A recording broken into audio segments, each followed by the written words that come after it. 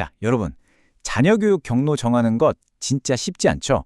엄청난 고민의 연속일 텐데요.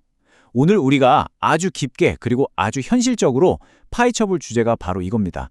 부모님들에게 엄청난 환상과 또 그만큼의 고민을 안겨주는 비인가 국제학교 선택에 대한 모든 것. 복잡하게 얽혀있는 정보들 오늘 제가 아주 속 시원하게 풀어드릴게요. 자, 준비되셨죠?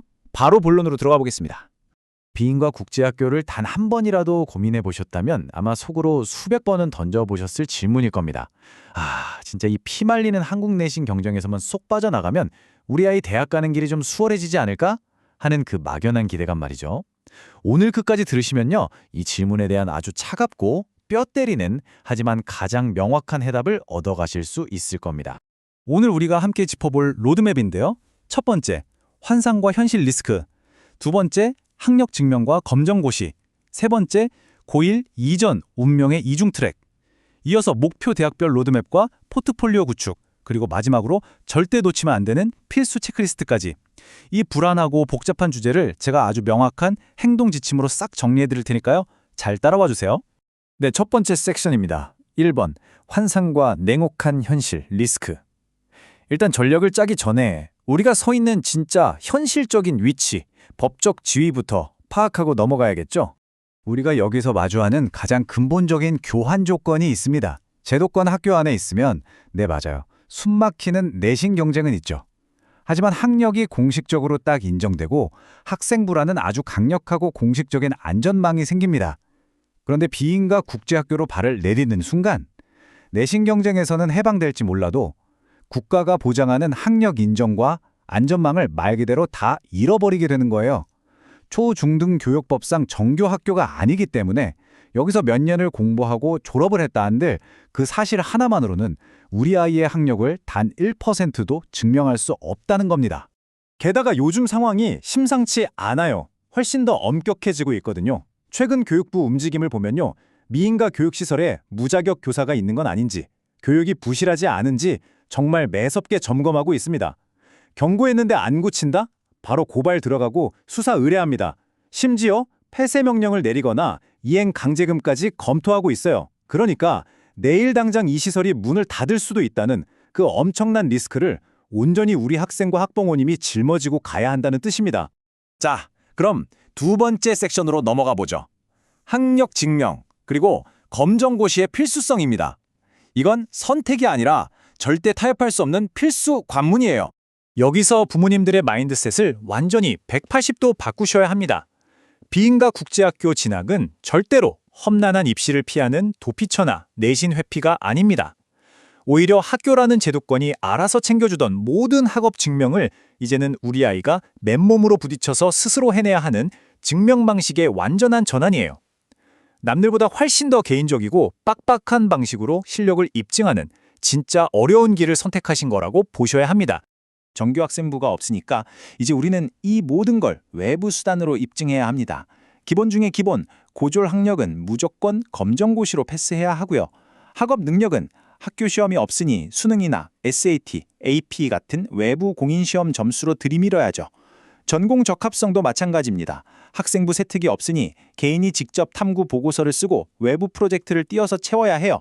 학교에서 숨만 쉬어도 기록되던 것들을 이제는 하나부터 열까지 전부 직접 기획하고 공인 성적으로 메워야 한다는 게 핵심입니다. 세 번째 섹션, 고1 이전 운명의 이중 트랙입니다. 사실상 입시의 방향을 결정짓는 엄청난 시간 싸움이죠. 입시에서 제일 중요한 타임라인, 바로 이겁니다. 아무리 늦어도 중3에서 고1 초반 딱 이때까지는 결판을 내셔야 해요. 국내 대학으로 갈지 해외 대학으로 갈지 아니면 두 마리 토끼를 다 잡는 이중 트랙으로 갈죠.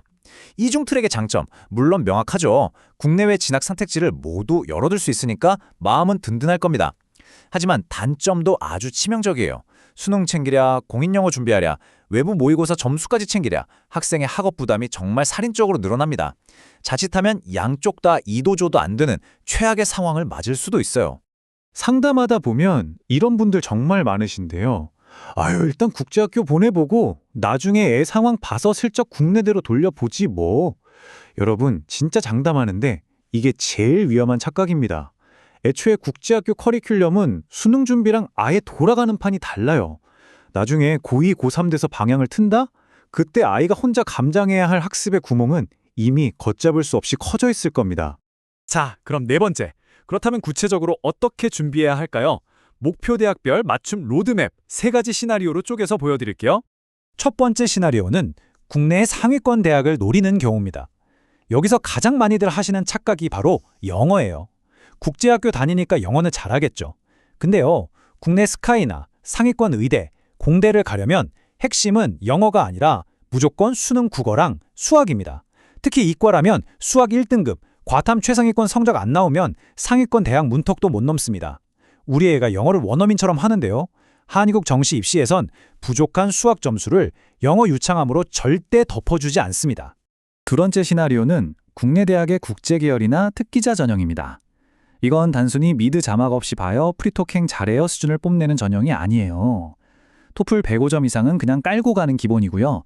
SAT나 AP 성적을 제출해서 내가 영어로 엄청나게 깊이 있는 학문적 사고를 할 수 있다는 걸 팩트로 증명해야 합니다. 게다가 이 전형들은 매년 대학마다 지원 자격이나 룰이 확 바뀌기 때문에 학부모님이 입시 요강을 아주 예민하고 민첩하게 챙기셔야 하는 상당히 까다로운 루트입니다. 세 번째 시나리오는 해외대 목표입니다. 어찌 보면 비인가 국제학교 시스템과 가장 핏이 잘 맞는 전략이죠. 하지만 이것도 명심하셔야 합니다. 해외 대학 입학사정관들은 여러분이 다니는 그 비인가 학교의 이름이나 간판에 별 관심이 없어요. 그들에게 중요한 건 오직 객관적 지표입니다. AP, IB, A-레벨 같은 글로벌 스탠다드 커리큘럼을 이수했냐, SAT 같은 표준화 시험 성적이 몇 점이냐, 결국 학교 이름표를 떼고 공인된 외부 시험 시스템으로 내 아이를 얼마나 단단하게 무장시켰느냐가 합격을 결정짓는 겁니다. 다섯 번째 섹션으로 넘어가죠. 정규학생부가 없을 때 내 아이의 실력을 어떻게 증명할 것인가? 학생부 대체 포트폴리오 구축 방법입니다. 다시 한번 말씀드리지만 우리는 공식 학생부가 없어요. 그러니까 어떻게 해야 하느냐? 매 학기 끝날 때마다 학부모님이 직접 나서서 이 자료들을 진짜 악착같이 긁어모으고 백업해 두셔야 합니다. 우리 애가 얼마나 수준 높은 과목을 들었는지 증명할 수업 계획서, 학업적 깊이를 보여줄 독서 목록이나 연구 소논문, 그리고 선생님의 추천서까지 싹 다요. 아까 제가 학교가 갑자기 폐쇄될 수 있는 리스크가 있다고 말씀드렸죠?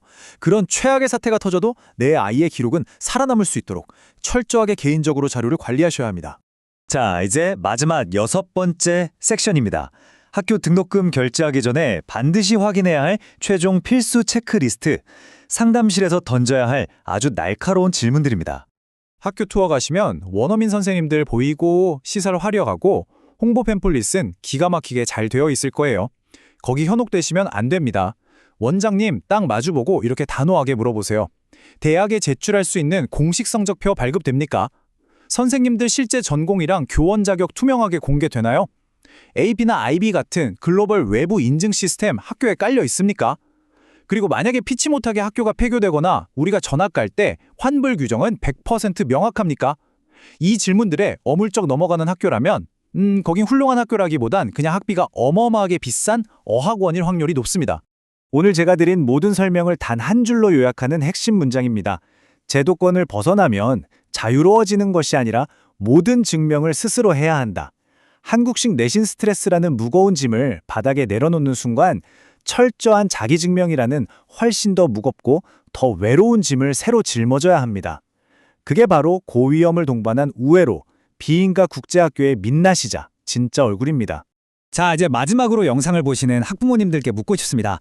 우리 아이의 뛰어난 학업 역량과 그 성실성을 국가가 정해준 시스템의 도움 하나 없이 온전히 부모님과 아이 스스로의 힘만으로 증명해낼 준비 정말 되셨나요?